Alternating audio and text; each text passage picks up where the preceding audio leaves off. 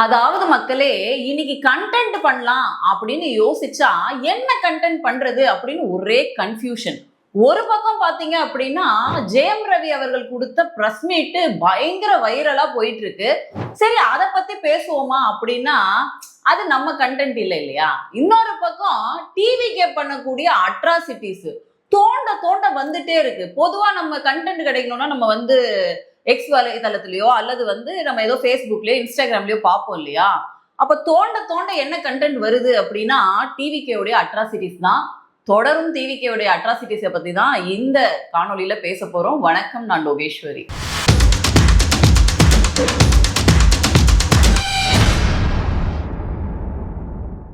இன்னைக்கு என்ன கண்டென்ட் பண்ணலாம் அப்படின்ற ஒரே கன்ஃபியூஷன் இருந்த பொழுது நான் டீம்ல எல்லாம் டிஸ்கஸ் பண்ணும்போது என்ன மாதிரி கண்டென்ட் இங்க மக்கள் மத்தியில பெரும் பரபரப்பை ஏற்படுத்துது, அவங்க என்ன விரும்புறாங்க அப்படின்னு தேடி பார்க்கும் பொழுது ஒரு பக்கம் இன்னைக்கு ஆக்டர் ஜெயம் ரவி அவர்கள் ரொம்ப ஃபேமஸான ஆக்டர். இவருடைய பர்சனல் லைஃப்பை பத்தி ஒரு பப்ளிக் பிரஸ் மீட் ஒன்று கொடுத்துருக்காரு. ரொம்ப அழுது புரண்டு டிப்ரெஷனோட உச்சத்திலேயே அவர் அதை கொடுத்துருக்காரு.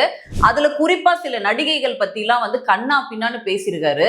ஸோ இதை பத்தி தான் மக்கள் அதிகமா தேடி இருக்காங்க. அதிகமான லைக்ஸ், வியூவர்ஷிப். ஒரு பக்கம் அவரோட கேர்ள் ஃப்ரெண்டான அந்த கெனிஷா அந்த பெண்ணுக்கு, இன்னொரு பக்கம் அவருடைய மனைவி, அதாவது டிவோர்ஸ் பண்ண போற அவரோட மனைவியான ஆர்த்தி அவர்கள், அவங்களுக்கும் போடுற ட்வீட்டுக்கு, போடுற இன்ஸ்டாகிராம் போஸ்ட்டுக்குலாம் பாத்தீங்கன்னா பயங்கர லைக்ஸ்.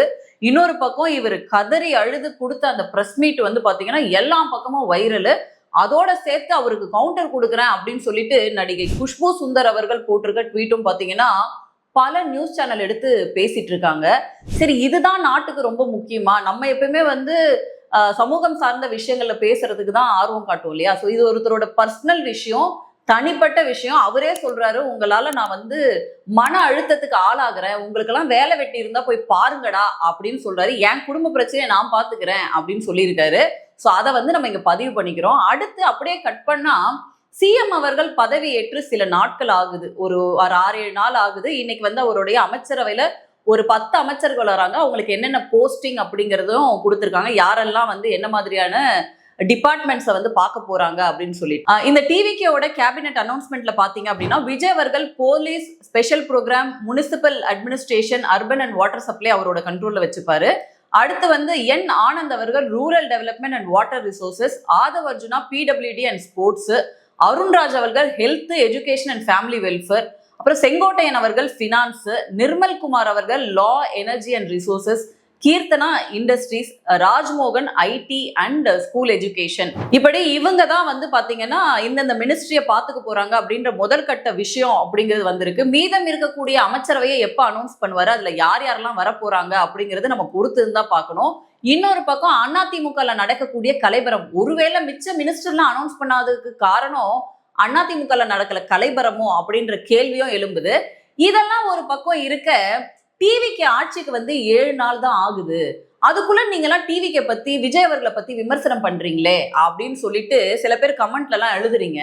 சரி, விஜய் அவர்களை பத்தி நம்ம கமெண்ட் பண்ண வேணாம், ஏன்னா அவர் இப்பதான் சிஎம் பொறுப்பேற்றிருக்காரு. முதல்ல அட்மினிஸ்ட்ரேஷன்னா என்ன அப்படின்னு புரிஞ்சுக்கிறதுக்கே அவருக்கு சில காலங்கள் ஆகும். எந்தெந்த டிபார்ட்மெண்ட்ல என்னென்னலாம் பண்ணலாம் அப்படின்னு சொல்லிட்டு அதுக்கும் டைம் எடுக்கும் இல்லையா. ஆனா அவரு பண்ற விளம்பரத்தை விட இங்க இருக்கக்கூடிய செய்தி ஊடகங்களும் இன்ஸ்டாகிராம் இன்ஃப்ளூயன்சரும் பண்ணக்கூடிய அக்கப்போர் இருக்கு இல்லையா, சத்தியமா சொல்றேன் தாங்கவே முடியல. அந்த லட்சணத்துல இருக்கு. புதுசா ப்ராடக்டா இறக்கிட்டு இருக்கு இந்த ரூட் மாஃபியா அப்படின்னு சொல்லி சமூக வலைதளங்கள் முழுக்க எழுதிட்டே இருக்காங்க. ஏன்னா நீங்க இன்ஸ்டாகிராம் வச்சுதான் ஆட்சிக்கே வந்தீங்க, அதை வச்சே உங்களை செய்யறோம் அப்படின்னு சொல்லிட்டு பல காணொளிகள் நம்மளால பார்க்க முடியுது. குறிப்பா நான் சில விஷயங்கள் இன்னைக்கு பார்த்ததுல நம்ம கண்ணில் பட்டதை சொல்றேன். என்ன அப்படின்னா, ஒரு இடத்துல ஒரு பையன் கஞ்சா வளர்க்குறாப்புல பழைய வண்ணாரப்பேட்டையில, அவரை பிடிக்கிறாங்க. அவரு இயல்பாவே பாத்தீங்க அப்படின்னா ஒரு கிறிஸ்துவரா இருக்காரு. ஏன்டா கஞ்சா வளர்க்குற வீட்டுக்குள்ள சட்டப்படி இது தப்பு இல்லையா அப்படின்னு அரசாங்கமே அலோவ் பண்ணுது அப்படிங்கிறாப்புல. இன்னொரு பக்கம் நான் இது ஒரு மருந்து மாதிரி பயன்படுத்திட்டு இருக்கேன், சிவனை வழிபடுறேன் அப்படின்னு சொல்லிட்டு. தெரியுமா, அதே மாதிரி கஞ்சா யூஸ் பண்றது அஃபென்ஸ் தெரியுமா? அதெல்லாம் கவர்மெண்ட் தான் நான் விற்கிது, அவங்கள பிடிக்கல. இது சிவன் பொருள்னு சொல்றாங்க, அதனால தான் சிவனை வச்சு கொண்டு கும்பிடுறேன். இப்போ கூட கோயிலுக்கு போயிட்டு சாமி இதெல்லாம் வாங்கிட்டு தான் வரேன். சரி, சிவனை தான் வழிபடுறாருன்னு பார்த்தா வீட்டுக்குள்ள பார்த்தா அவர் ஒரு கிறிஸ்டியனாமா. அப்புறம் நான் எந்த கட்சியை நீ ஆதரிக்கிற அப்படின்னா நான் டிவிகே ஆதரிக்கிறேன் அப்படின்னு சொல்லியிருக்காரு. சோ அதெல்லாம் நீங்க எடுத்து பேசக்கூடாது, எதுவா இருந்தாலும் தனிப்பட்ட விஷயமா இருக்கணும் அப்படின்னு சொல்லி அங்கேயே ஆர்கியூமெண்ட் பண்றாரு. கஞ்சா எல்லாம் எப்படா லீகலைஸ் பண்ணாங்க அப்படின்ற கேள்வியை நம்ம கேட்கணும். சோ இந்த மாதிரி மைண்ட் செட்ல மக்கள் வந்துட்டு இருக்காங்க அப்படிங்கிறது ரொம்ப ஒரு அபாயமான விஷயம். இன்னொரு பக்கம் இந்த தாவேக ஆட்சிக்கு வந்ததும் 2500 ரூபாய் பணம் கொடுப்பாங்க அப்படின்னு சொல்லி அவரோட தேர்தல் வாக்குறுதியில அவரே கொடுத்திருந்தாரு. இதுக்கு நிதிநிலை சரியில்லை அப்படின்னு சொல்லி அரசு தரப்புல இருந்து கண்டிப்பா சொல்லுவாங்க. ஏன்னா நம்ம ஏற்கனவே சிஏஜி ரிப்போர்ட் எல்லாம் பார்த்திருக்கோம். 10 லட்சம் கோடி அப்படிங்கிறது தமிழ்நாட்டு மேல இருக்கக்கூடிய கடன். இதுக்கு பல பேர் வந்து சில்லறைய செதற விட்டு ஒரு வீடியோவெல்லாம் போட ஆரம்பிக்கிறாங்க. மக்கள் எல்லாம் கடுப்பாகிறாங்க. அதுல குறிப்பா சொல்லணும் அப்படின்னா, விஜயண்ணா நீங்க 2500 ரூபாயும் கொடுக்க வேணாம், 6 சிலிண்டரும் கொடுக்க வேணாம்னு எந்த நேரத்துல ஜூனியர் ஆர்டிஸ்ட வச்சு வீடியோ போட்டானுங்களோ தெரியல. இங்க மக்கள் எல்லாம் செம்ம கடுப்பாயிட்டு இருக்காங்க பாத்துக்கோங்க. ஏன் நீ உனக்கு வேணானா நீ வாயை மூடிக்கிட்டு போ, எங்களுக்கெல்லாம் எதுக்கு நீ வந்து சொல்லிக்கிட்டு இருக்க? நீங்க நிம்மதியா நல்ல ஆட்சி நடத்தினா போதும் சார். நீங்க நல்லா இருந்தோம்னா அவர் மட்டும் நல்லா இருந்தா நாட்டு மக்கள் என்ன பண்றது, ஓட்டு போட்டவங்க என்ன பண்றது அப்படின்னு. அதுவும் குறிப்பா இன்னைக்கு புதுசா இன்னொரு ஜூனியர் ஆர்டிஸ்ட ரெடி பண்ணி அனுப்பியிருக்கானுங்க. ஒரு வீடியோ ஒண்ணு போடுறானுங்க, அது எடிட் கூட பண்ணாம போடுறாங்க அப்படிங்கறதா இங்க வந்து காமெடியா இருக்கு. மக்கள் எல்லாம் பார்த்தா உங்களுக்கு அவ்வளவு முட்டாளா தெரியுதா அப்படின்றது. ஏன்னா வந்து ரீல்ஸ்லயே நம்ம ஆட்சியை பிடிச்சிட்டோம், ரீல்ஸ்லயே வச்சு ஆட்சியை நடத்திடலாம் அப்படின்னு இங்க ஒரு கும்பல் நினைக்குதா, இல்ல சிஎம் அவர்களை மடமாற்றம் செய்தா அப்படின்ற கேள்வி எழுப்பணும். பெருசா திமுகக்கும் டிவிக்கும் வித்தியாசமே இல்லாத மாதிரி இங்க இருக்கக்கூடிய தொண்டர்கள் தான் நடந்துக்கிறாங்க அப்படின்னு நம்ம சொல்லணும். ஏன்னா வந்து ரோட்ல பட்டாசு வெடிக்கிறதா இருக்கட்டும், கேக் வெட்டி கலாட்டா பண்றதா இருக்கட்டும், பேனர் வைக்கிறதா இருக்கட்டும், புதுசா இந்த மாதிரி இன்ஸ்டாகிராம் ரீல்ஸுக்குன்னு விதவிதமான ஜூனியர் ஆர்டிஸ்ட இறக்குறதா இருக்கட்டும். இன்னொரு பாட்டி செம ட்ரெண்டிங் போங்க, போட்ட எல்லா வீடியோஸும் வந்து லைக்ஸ் அள்ளுது. அந்த அளவுக்கு பாட்டி ட்ரெண்டிங்கு. புதுவிதமான காஸ்டியூமோட வந்து இறங்கியிருக்காங்க. பேசுறது பூராவும் வைரல் ஆயிட்டு இருக்கு. பாட்டியோட காட்டுல மழை தான் அப்படின்னு சொல்லணும். ஒரு பக்கம் சிஎம் விஜய் அவர்களை பாராட்டுறது, இன்னொரு பக்கம் வந்து பாத்தீங்கன்னா வைன் ஷாப் மூடிட்டாங்க அப்படின்னு சொல்லி அவங்க போட்ட காணொலிக்கு ஃபேக்ட் செக்கிங் காணொலியும் பாத்தீங்கன்னா பயங்கர வேகமா மில்லியன் கணக்குல வியூஸ் எல்லாம் போயிட்டு இருக்கு.